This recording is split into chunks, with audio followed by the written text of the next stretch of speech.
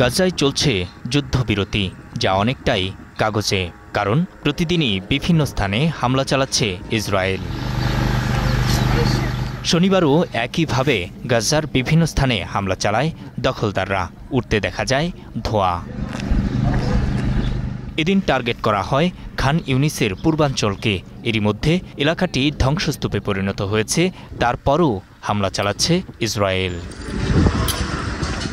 সবশেষ 4 দিনের তথ্য বলছে, মঙ্গলবার শেষ রাত থেকে গাজা জুড়ে অন্তত 104 জনকে হত্যা করেছে ইসরায়েল, যার মধ্যে 46 জনই শিশু।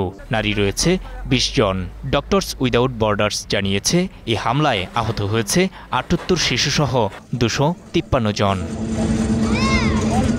এদিকে যুদ্ধবিরতি চুক্তি অনুযায়ী ত্রাণ ও সহায়তাবাহী ট্রাকও গাজায় প্রবেশ করতে দিচ্ছে না ইসরায়েল। চুক্তি অনুযায়ী গাজায় প্রতিদিন 60টি ট্রাক প্রবেশের কথা থাকলেও ইসরায়েলি বাধায় প্রবেশ করতে পারছে না। ইসরায়েল অনুমতি দিচ্ছে মাত্র 145টি। শনিবার বিবৃতিতে গাজার সরকারি মিডিয়া অফিস জানিয়েছে, 10 থেকে 31 অক্টোবর মোট 3203টি বাণিজ্যিক ও ত্রাণবাহী ট্রাক গাজায় প্রবেশ করেছে, যা চুক্তির মাত্র 24%। যুদ্ধবিরতির এমন ভঙ্গুর পরিস্থিতির মধ্যে ইস্তাম্বুলে হামাসের রাজনৈতিক ব্যুরোর প্রধান খলিল আল হাইয়া সহ অন্য সদস্যদের সঙ্গে সাক্ষাৎ করেছেন তুরস্কের পররাষ্ট্রমন্ত্রী হাকান ফিদান। দেশটির পররাষ্ট্র মন্ত্রণালয় সূত্র জানিয়েছে, বৈঠকে যুদ্ধবিরতি পরিস্থিতি ও মানবিক সহায়তা নিয়ে আলোচনা হয়েছে।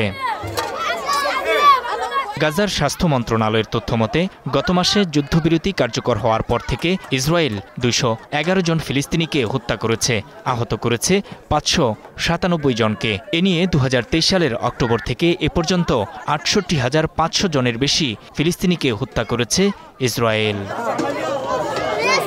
নূর মোহাম্মদ, স্টার নিউজ।